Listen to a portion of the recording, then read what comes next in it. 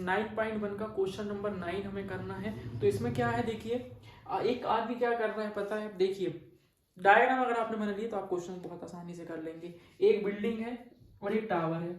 Building छोटी रहेगी, tower बड़ा रहेगा। ऐसा हो नहीं सकता कि टावर छोटा हो बिल्डिंग बड़ी हो, ऐसा कभी आपने देखा है? ऐसा नहीं होगा कि टावर हमेशा ऊंचा ही रहता है। ठीक, तो ये बिल्डिंग है हमारी छोटी वाली, ये टावर है। एक आदमी जब टावर के नीचे से बिल्डिंग के टॉप पर देखता है तो उसका एलिवेशन एंगल 30 डिग्री है।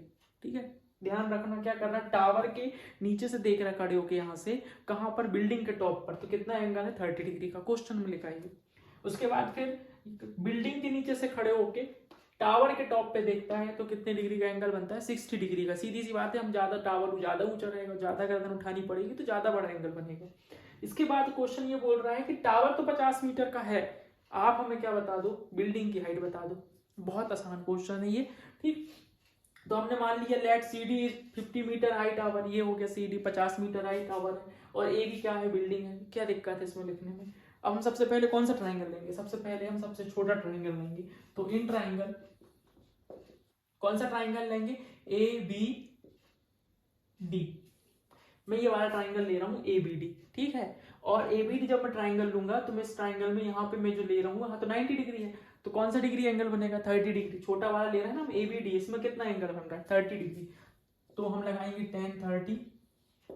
परपेंडिकुलर हमारे पास कितना है? ए बी, और बेस हमारे पास कितना है? B D. यहाँ पे आपको कोई दिक्कत नहीं होनी चाहिए, परपेंडिकुलर हो गया, ये बेस हो गया। कोई हमें नहीं पता है हाइट, कोई दिक्कत नहीं है। tan 30 की वैल्यू तो पता है क्या होती है, 1/√3 A B upon B D. बस क्रॉस मल्टीप्लिकेशन कर दो और इसको खत्म करो। बी डी यहाँ 1 के साथ मल्टीप्लिकेशन होगा तो बी डी हो जाएगा, ए बी का इसके साथ होगा तो क्या हो जाएगा? A B √3। ये आपकी एक इक्वेशन बन के तैयार हो गई। इसके आगे क्वेश्चन सॉल्व होगा नहीं, हमें करना भी नहीं है। ठीक, अब हम करते हैं क्या, बड़ा वाला ट्राइंगल लेते हैं हम। ये बड़ा जो ट्राइंगल दिख रहा है उस ट्राइंगल को लेते हैं। तो कौन सा ट्राइंगल? बड़ा वाला जो ट्राइंगल है, इन ट्राइंगल सी डी बी, कितने डिग्री एंगल बनेगा इसमें?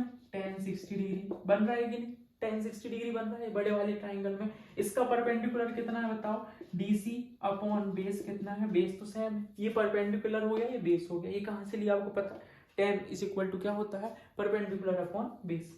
तो tan हमने ले लिया 60। tan 60 की वैल्यू क्या होती है? √3 होती है। डीसी की वैल्यू क्या है बताओ? डीसी की वैल्यू गिवन है, 50 मीटर है हाइट है। बीडी की वैल्यू क्या है?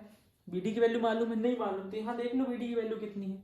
ए बी √3 है, लिख दें यहाँ पे √3, या बाद में लिखें जैसा वो लोग वैसा कर देंगे। चलो यही लिख देते हैं। बीडी की वैल्यू क्या है? बीडी की जगह में ये लिख दो, ए बी √3। खुद क्वेश्चन बता रहा है, वो tan 60 की वैल्यू आपको मालूम थी। डीसी की वैल्यू आपने देखा क्वेश्चन में गिवन थी, दिखी। ये वाली बस आपको एक फाइंड करनी थी, तो आपने यहाँ पे देखा बीडी बराबर आपका आया है ए बी √3।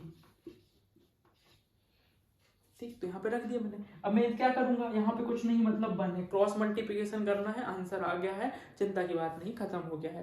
ठीक, ए बी √3 और √3 का मल्टीप्लिकेशन करेंगे तो क्या होगा? ए बी का यहाँ पे होगा तो ए बी रहेगा, √3 और √3 कितने हो जाएंगे? 3 हो जाएगा आपके पास। तो मैं यहाँ पे 3 लिख देता हूँ ऐसे सामने, पीछे भी लिख देंगे, मल्टीप्लाई में कोई दिक्कत नहीं है। 50 का 1 के साथ करेंगे तो 50।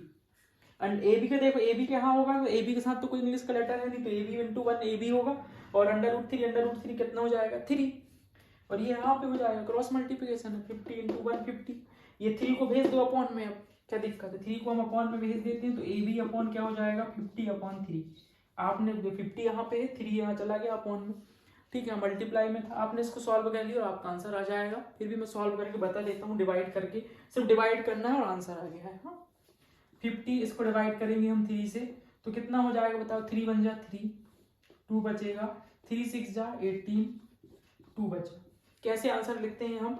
आंसर मिक्स फ्रैक्शन में अगर हम लिखते हैं तो ए बी बराबर 16 जो आंसर है वो लिखते हैं, नीचे वाले को ऊपर लिखते हैं, बेचारा ऑलरेडी गरीब है, नीचे है कहाँ, और इसको नीचे ले जाएंगे तो हम अच्छे आदमी उसको ऊपर लिखते हैं। तो 2 को हम ऊपर लिखेंगे और 3 कहाँ जिससे डिवाइड करें, ये आपका आंसर आ गया। कोई दिक्कत नहीं, बहुत सरल सवाल है, आप देखेंगे तो क्वेश्चन अगर आप समझ गए तो आपको आंसर निकालने में कोई दिक्कत नहीं होगी। ठीक है, एक बार और आप वीडियो फिर से देख लेना तो आपको समझ में आ जाएगा कि हमने एक बार एक छोटा ट्राइंगल लिए, फिर बड़ा ट्रायंगल लिए। हमेशा मैं एक ही सिस्टम से सारे सवाल कराता हूँ, ये नहीं कि एक सिस्टम में हम एक क्वेश्चन में अलग पैटर्न से चल रहे हैं, दूसरे क्वेश्चन में अलग पैटर्न से, तो हम ध्यान कहाँ रहेगा पेपर में। इसलिए एक बार जो हमने एक बार तरीका बता दिए उसी तरीके से सारे सवाल करेंगे, वो तरीका किसी क्वेश्चन में बदलेंगे नहीं, ठीक है। तभी तो हमें पता चलेगा पढ़ने का मतलब, ठीक है।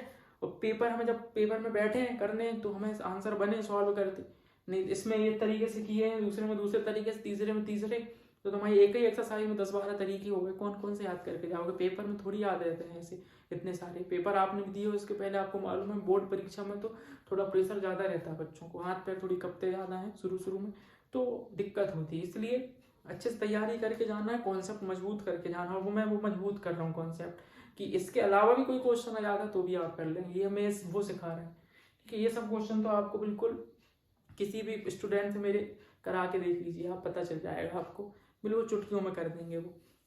तो फिर हम आगे अगला क्वेश्चन देखते हैं। सारे क्वेश्चन हमने कराए हैं, आप बिल्कुल उन क्वेश्चनों को अच्छे से देखें, रिवीजन भी हो जाएगा जिससे बनते हैं, जिससे नहीं बनते तो गारंटी है कि बन जाएंगे, पर आपको इसके लिए एक बार देखना पड़ेगा, ठीक, एक बार देखिए और फिर क्वेश्चन को सॉल्व करिए, बन जाएंगे, कोई बात नहीं है, बहुत सरल चैप्टर है ये, ठीक है।